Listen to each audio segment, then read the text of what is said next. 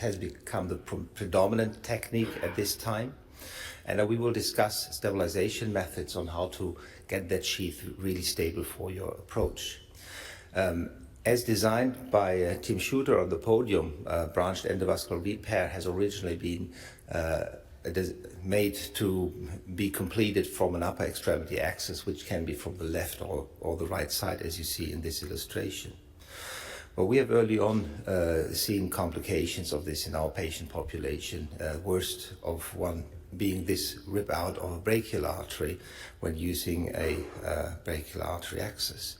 It's been well described, the complications of upper extremity access, by Eric Verhoeven's group in this very nice study, including a stroke rate of 2%, but an overall complication rate of 8%.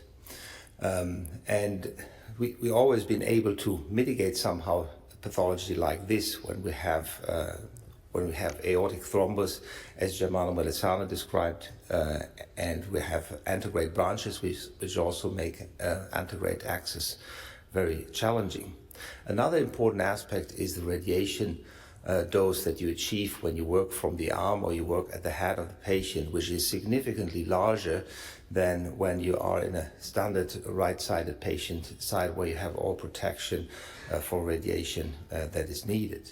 So we started this in relatively simple cases with single branches, and were surprised that with a good steerable and stable steerable sheath this is possible. But the issue usually was that the sheath was straightened out when a stiffer bridging stent would be pushed through it, as you see in this video.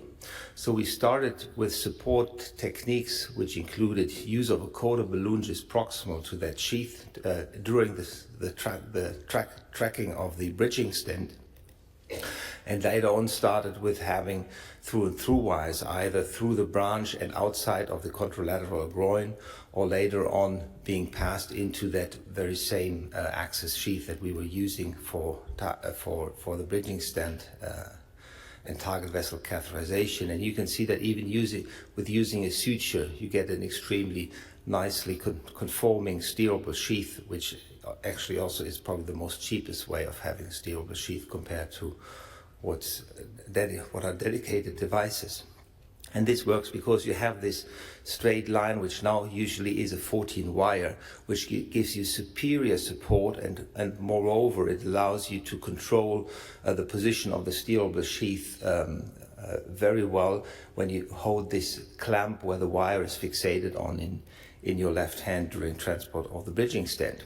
This has been nicely illustrated here. It's a relatively simple principle, and when starting it, I will promise you will never go back to upper extremity access, because it's not only safer for the patient, it's also faster and easier to accomplish, with some downsides, which is the torque control of the device. This is how it's done in our center. We usually like this LifeTech Fusta sheath, which has a very short handle, and you can see from this video how pulling on the wire allows you to conform and to stabilize the form.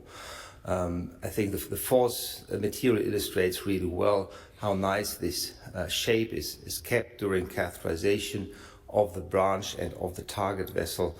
And usually we keep that sheath at a high point, as here we do not maneuver it around during addressing the other vessels.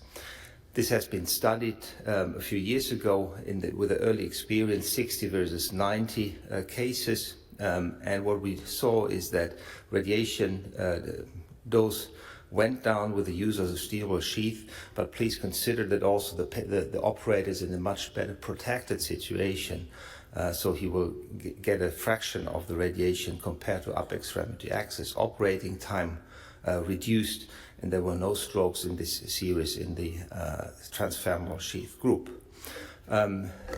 Until 21, we have done 140 branch grafts with this procedure, and you can see our favorite sheath is a 1055, which is just a little bit too short, and we really much look forward to dedicated sheaths from industry to specifically support this technique. So transfemoral access, in my opinion, offers a high technical success rate, faster procedure times, lower stroke and access related complication rates, and not least a lower radiation exposure for the operators. Thank you very much.